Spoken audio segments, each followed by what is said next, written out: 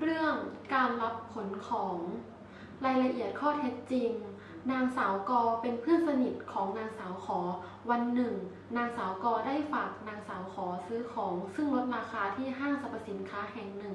โดยใช้วิธีการส่งมอบของผ่านบริษัทรับขนของชื่อว่าบริษัท A และในวันที่ของมาถึงบ้านนางสาวกอไม่อยู่น้องสาวของเธอซึ่งอายุ15 ปีได้ลงชื่อรับของไว้แทนทั้งที่สภาพกล่องมีสภาพบุบยุบ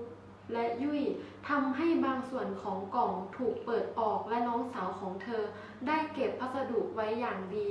เมื่อภายหลังจากที่นางสาวกอกลับมาได้ตรวจสอบดูของแล้วพบว่ามีบางชิ้นที่หายไป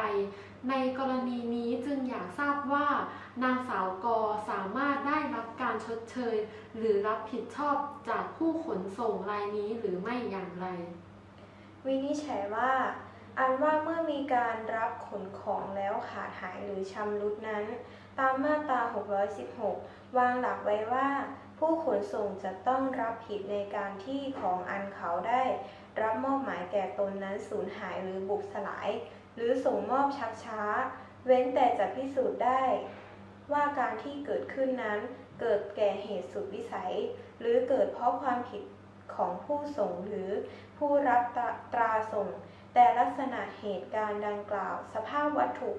ขณะส่งมอบแสดงถึงสภาพที่ไม่สมบูรณ์ของพัสดุและได้มีการส่งมอบโดยน้องสาวของนางสาวกอได้เซ็นรับของไว้เพราะในเวลานั้นนางสาวกอไม่อยู่การกระทำดังกล่าวตามหลักของมาตรา164สามารถทำได้โดยน้องสาวของนางสาวกอมีอายุเพียง15 ปีเท่านั้นกรณีดังกล่าวหากพิจารณาตามมาตรา623ซึ่งระบุความรับผิดชอบของผู้ขนส่ง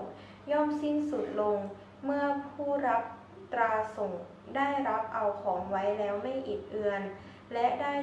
ใช้ค่าระวางพาหนะกับทั้งอุปกรณ์เสร็จแล้วซึ่งโดยปกตินางสาวกอจะเรียกร้องจากผู้ขนส่งไม่ได้แต่เนื่องจากน้องสาวของเธอผู้เซ็นรับของยังอยู่ในสถานะของผู้เยาว์ตามมาตรา19ทำให้นิติกรรมนั้นมีสถานะทางกฎหมายเป็นโมคียะอันสามารถบอกล้างได้ในภายหลังตามหลักของมาตรา21ในกรณีนี้นางสาวกออาจจะอาศัยอำนาจตามมาตรา174ให้มารดาหรือบิดาซึ่งมีฐานะเป็นผู้แทนโดยชอบธรรมของผู้เป็นน้องสาวตนบอกล้างนิติกรรมเพื่อที่จะทำให้นิติกรรมนั้นมีสถานะทางกฎหมายกลายเป็นโมฆะมาแต่เริ่มและ